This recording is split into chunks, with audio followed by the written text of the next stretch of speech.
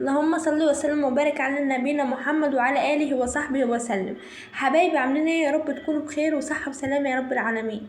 النهاردة هنعمل مع بعض الكفتة في الفرن، وهوريك ازاي تطلعيها زي المشوية بالظبط، اللي هي بتبقى على الفحم بالظبط، وهتبقى زي بتاعة المطاعم واحلى كمان.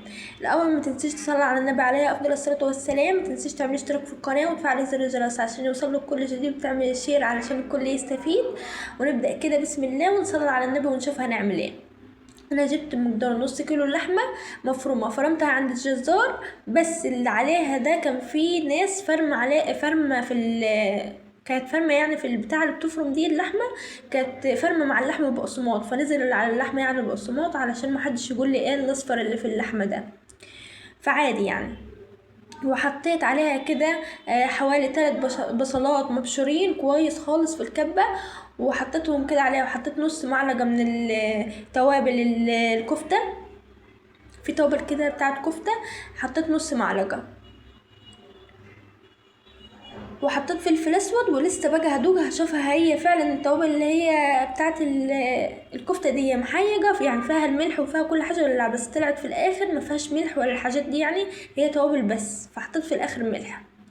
وبدات ان انا اقلب فيها كده كويس خالص. اهم حاجه الكفته نعجنها، عارفين لما نعجن كده العجين لازم تعجن الكفته كويس خالص، وتدخل البصل في الكفته كده تدمجوهم مع بعض.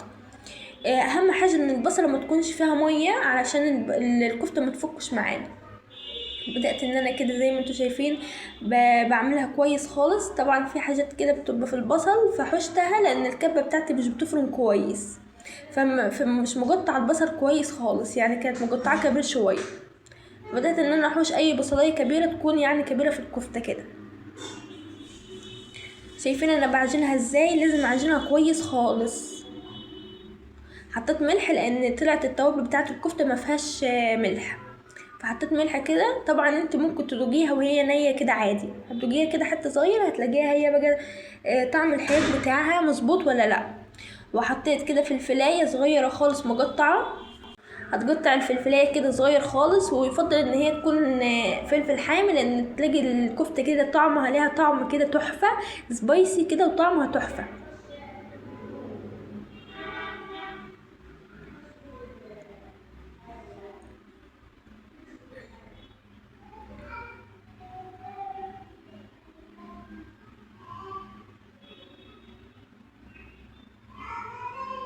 بعد ما قطعت الفلفل كده نبدأ تاني برضو ندخل كده الفلفل والبصل واللحمة مع بعض لغاية ما تتعجن معانا كده كويس خالص.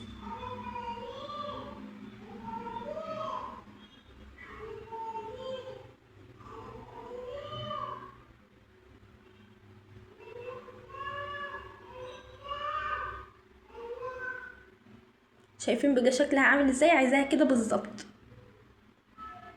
نبدأ بقى نصبع الكفتة. انت عايزاها تخينة عايزاها طويلة انت زي ما تحبي، بس انا طبعا بعملها تخينة علشان الكفتة بتكش، بس بصراحة اللحمة دي طلعت كويسة خالص مكشتش معايا في الفرن، فيعني بنفس كده السمك كده طلعت معايا وكان طعمها تحفة بسم الله ما شاء الله. فانت زي ما تحبي، عايزة تصبعيها كده عايزة تصبعيها على السياخ كده بتاعة الكفتة، زي ما تحبي عادي، اي حاجة انت بتحبي تعمليها اعمليها.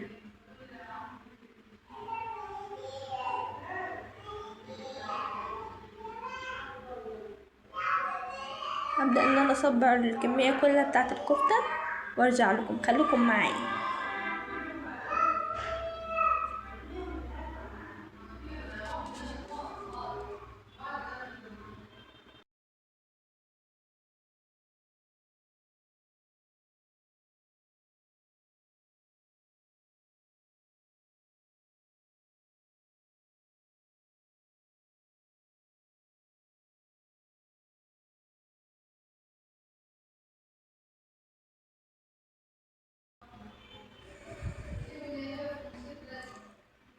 كده انا عملت كل الكميه بتاعه الكفته، نص كيلو طلع معايا دول، بسم الله ما شاء الله. يعني بصي شكلهم تحفه، بسم الله ما شاء الله. هنبدا نحطها بقى في الفرن. طبعا انا دهنت الصينيه من تحت زيت علشان محدش ينسى، دهنتها زيت وحطيت رشه زيت بسيطه كده من فوق على الوش، وحطيتها في الفرن على نار هاديه، وطلعت معايا زي ما انتم شايفين كده، بسم الله ما شاء الله.